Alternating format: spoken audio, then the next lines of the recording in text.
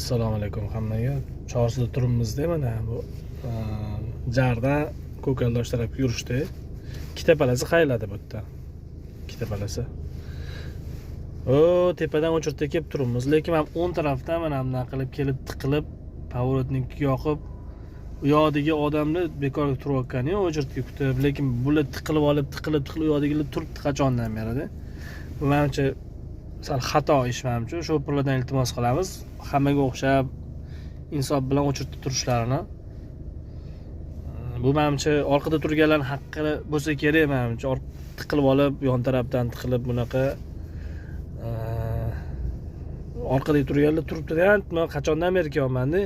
Tepadan qarab turibman, nechta anaqa kelib, mashina kelib, chapki pavorotini yoqib tiqilyapti hammasi. Mana hozir bu yerda mana nechtasi kelib turibdi, mana ikkitasi kelib turibdi mana.